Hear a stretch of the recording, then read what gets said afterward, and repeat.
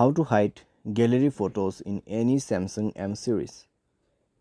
नमस्कार दोस्तों, स्वागत है आप सभी का तिकिराज यूट्यूब चैनल पर। तो दोस्तों, आज के इस वीडियो पर मैं आपको बताऊंगा कि कैसे आप जो है अपने सैमसंग के डिवाइस में गैलरी के जो फ़ोटोज़ है उसको हाइड कैसे कर सकते हैं।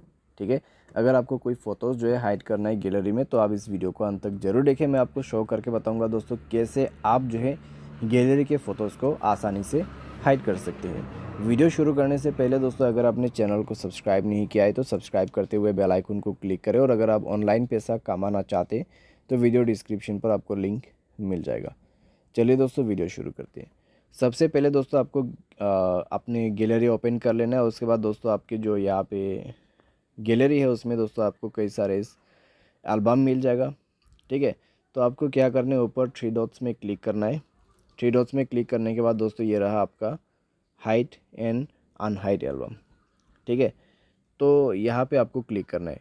अगर दोस्तों कोई फ़ोटोज़ को आपको हाइड करना है तो सिंपली उस फोटो को जो है यहाँ पर सेलेक्ट करें और मोर पे क्लिक करके मूव टू एल्बम पे क्लिक कीजिए, और उसके बाद कोई एल्बम पे जो है मूव कर दीजिएगा। या फिर दोस्तों आप क्रिएट एल्बम पे क्लिक करके कोई न्यू एल्बम क्रिएट कीजिएगा। ठीक है, थ्री डॉट्स में क्लिक कीजिए और क्रिएट एल्बम करके एक न्यू एल्बम को क्रिएट कीजिए और उसमें सारे फ़ोटोज़ को मूव कर दीजिए, और बाद में आप उसको यहाँ से ही हाइड कर सकते हैं। ठीक है, बस आपको ये बटन इनेबल कर देना है। इनेबल करने के बाद दोस्तों ये जो एल्बम में हाइड हो जाएगा। ठीक है, और अनहाइड करने के लिए आपको यही बटन को दोबारा से बंद कर देना है।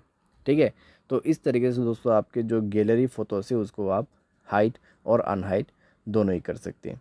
उम्मीद करते हैं दोस्तों आपको ये वीडियो पसंद आया होगा। Thanks for watching.